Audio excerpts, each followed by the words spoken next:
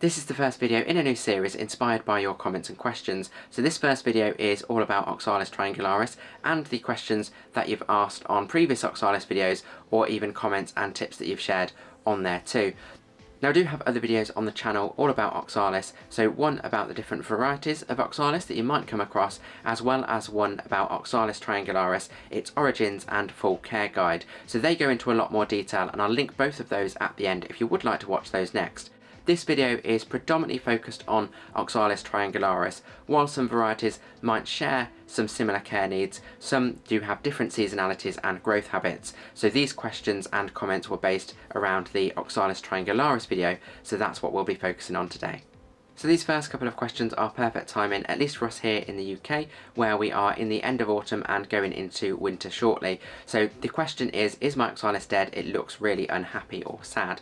So Oxalis can start to look like this during the colder months, as they have a seasonal life cycle where they grow during the spring and the summer, and then they can go dormant towards the end of autumn and in the winter.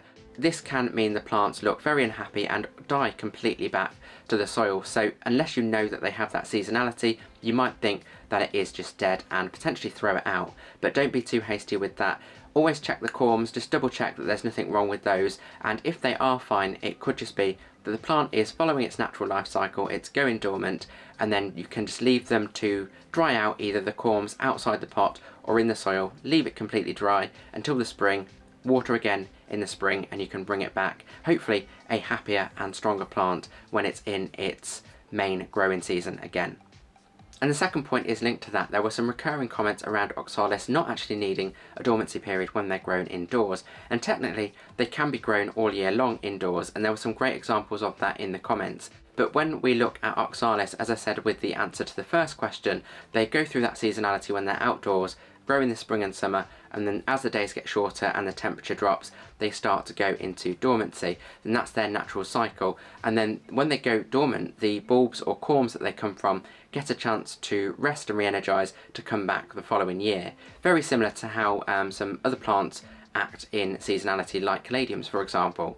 So with Oxalis, or any plant that we might have, generally we try to mimic their natural habitat as much as possible to keep them happy and healthy. So any of their sort of elements of plant care, the potting mix that we use, the lighting levels, the watering, the humidity, we try to match what they would naturally get when they are growing in the wild, to try and obviously give them what they need throughout the year.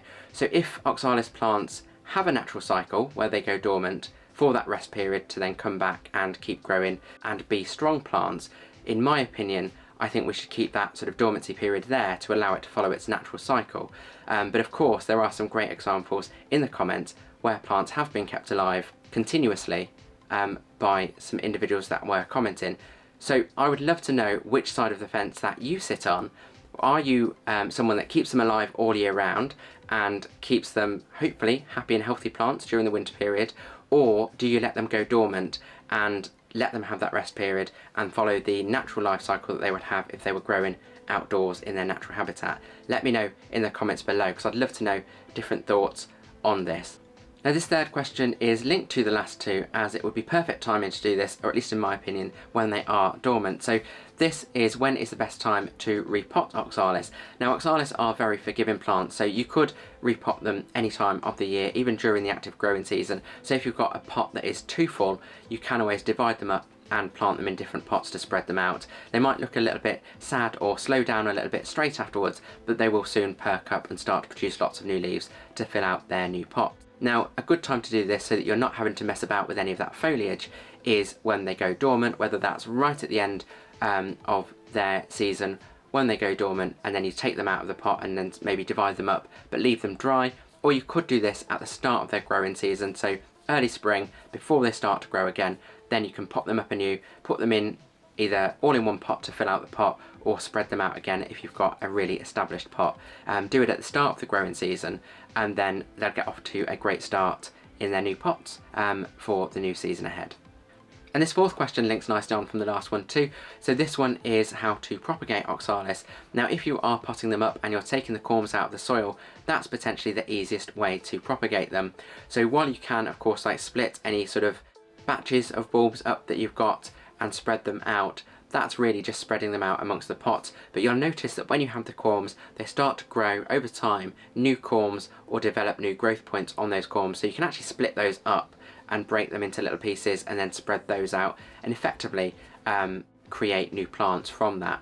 So if you are interested in doing that, watch the video that I've linked at the end as I go into much more detail and a demo in how to do that if you wish to propagate your Oxalis via splitting the corms.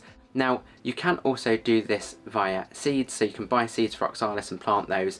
And someone did leave a really interesting comment about cross-pollinating different Oxalis varieties to try and get different varieties. And I'm sure this has been done by different growers in the past, which is why we've got lots of different varieties now. But it'd be really interesting to see if anyone else tries that. Let me know in the comments below, or if you do try and pollinate them to get the seeds. But you can buy seeds for them as well. And then one last one is through the stems and the leaves. You can propagate those if you pull them off with a little bit of corm material at the end, but that does take a lot longer. And again, there are other videos on YouTube that you can find to guide you through that as well, although I do cover it briefly in the video that I'll link at the end. So lots of ways to propagate or split your Oxalis and make the most of that plant. Now we've got a nice flow of questions going, and this next one links back to the previous two about potting up and propagation. So this was, what potting mix do you use for Oxalis plants? And also thank you to people that are commenting and suggesting their own answers or adding their own tips, as these are great. I love to see them and learn from you as well, but also you're helping other viewers out too. So Add More Method commented their potting mix that they use, and this was, if I remember correctly, it was a third sphagnum moss, a third perlite and a third premium organic soil. So this obviously gives the Oxalis that good balance of drainage as well as moisture retention. So with my own mixture, I don't necessarily measure it exactly, but just thinking about what I use, it's generally more soil based, with about 60% soil with about 20% vermiculite and 20% perlite. So there are lots of different components out there that you can use to get those different characteristics in the potting mix that Oxalis will like. And again, refer to the video at the end all about the Oxalis care, and that will go into more detail about their sort of drainage and moisture retention requirements. So one about the corms being planted too shallow, and one about almost planting the corms upside down. So when they are obviously planted too shallow or planted upside down, they might struggle a bit whether they do grow and then they're not necessarily anchored in the soil, so they look a bit wispy, or potentially it could affect the corms if they're too close to the surface. So if you are potting them up, then put the corms about 5 centimeters or 2 inches deep in the soil, and then you should be able to see the shape of the corm generally is slightly more pointed towards the top, so that should help you to put them the right way round and at the right depth, and then they should be secure in the soil and ready to grow correctly. And this next one links back to those same principles. So how much water do they need to sprout? So if you're planting them up for the first time, if you've just got corms and you're potting them up, or if you've let the plant go dormant and you're bringing it back in the spring. So always give it a really good water for the first water, and then keep an eye on the water levels. So as we said before, don't let it sit in water, so let any excess drain through once it's taken up what it needs, and then get rid of any excess water. And then just keep an eye on the moisture levels in the soil. You can do this either with the touch test with your finger, or if you've got a moisture meter, and just keep an eye on hopefully a balanced moisture level in the soil. It's okay to let the top dry out so long as the full pot doesn't dry out. And then just keep giving it a regular water as and when needed to top up those moisture levels. Now when you start to see shoots appear and those wonderful leaves start to grow, then you might notice it will start to gradually need more water as its needs will increase as the plant gets bigger. And that will also be affected by the pot size and how many corms you've got in the pot, as well as other environmental factors like the lighting levels and temperature levels in your home as to how quickly it might dry out and how often you then need to continue watering. So just keep an eye on those and get used to what your plants need in your environment. But to start with, a good water, and then maintain balanced moisture levels. Now this next question I probably should have answered earlier in the video, as it links back to the first and second questions and answers. Now this is, can I plant my Oxalis outdoors? The answer is yes, of course, and they make wonderful outdoor plants. It really depends on your climate and whether you've got the right temperature for them. So they do generally like a warmer temperature, and that's why they have that growing season during the spring and through the summer, and then go dormant during the colder months. So you can plant them outdoors. Here in the UK they would be generally okay to plant outdoors during those seasons, But then when it comes to the colder months, there are a couple of things that you can do depending on where you've planted them. So you could overwinter them where you dig them up and then keep the corms dry and in a sort of a dark place over winter, and then you plant them out again when it's ready to grow them again in the spring.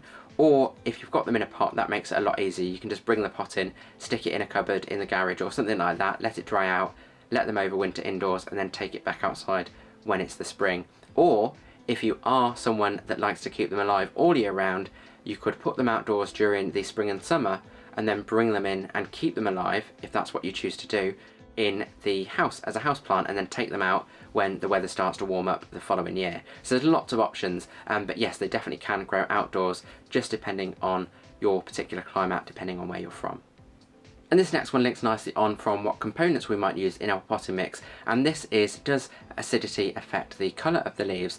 Now this is an interesting question because the pH levels of the soil or potting mix can affect plants in different ways. One in which it does, a great example, is hydrangeas. So the pH levels can actually change the colours of the flowers that the hydrangeas produce. So that is, I think that's quite fascinating, and I'm sure it affects different plants in different ways. But with Oxalis, while they do like slightly acidic soil or potting mixes, this doesn't seem to be the main issue when it comes to leaf colour or leaf health.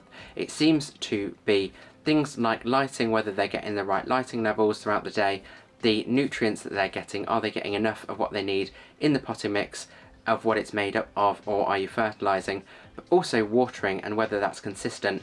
So are they facing periods of drying out or being waterlogged, or are they getting that balanced moisture that they need? So those are things that generally affect the leaf colour and leaf health more than the acidity of the soil, unless of course you've got real extremes of pH, in which case that would need addressing anyway, because that would cause other health issues to the plant.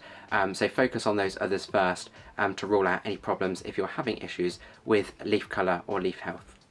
And this next one links nicely onto the first two questions and answers, and this is, what does it look like when the Oxalis plant is going dormant? So as the first answers alluded to, it looks like the plant is dying. So it looks like the leaves are struggling, they're starting to die back. It might still produce new leaves, but these usually are in fewer numbers, and they again look like they're struggling too, so they could be stunted or they could be green rather than that wonderful red colour, and that's usually a good sign that the plant is ready to go into dormancy. So if you allow it to go into dormancy, you can stop your watering, let it dry out completely, then when the plant material above the soil level dries off or dies off, you can just remove it, and then effectively you've just got a blank pot of soil, but you know that the corms are underneath the soil level and they are waiting and resting until the next spring, when you can bring them back with your usual plant care routine. If of course you keep them alive all year round, then you might just put them in a spot and give them the right care and attention they need to keep them growing and thriving over the colder seasons.